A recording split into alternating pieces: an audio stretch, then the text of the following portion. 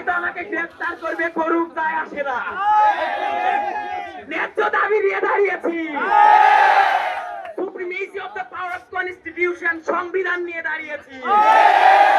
আমাদের সমাবেশ করার অধিকার আছে, আমাদের মৌলিক অধিকার লঙ্ঘিত হলে এই সংবিধানের 102 নম্বর আর্টিকেল অনুযায়ী হাইকোর্টে রিট করার পর্যন্ত আমাদের চ্যালেঞ্জ রয়েছে। প্রশাসন এখানে ভূমিকা কি করছে? এই মেডিকেল টিম কি করে? জবাব চাই, জবাব চাই।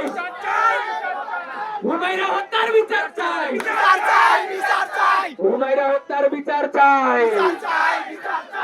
হুমায়রা হত্যার বিচার চাই। এই আমার মেয়ে কবরে,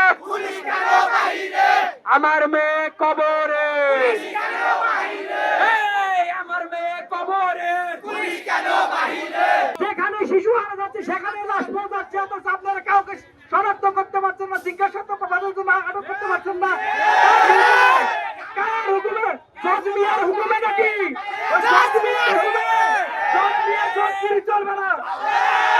6 ঘন্টার মধ্যে যদি কোনো আসামিকে গ্রেপ্তার না করা হয়, আমরা কঠোর থেকে কঠোর কর্মসূচি দিব।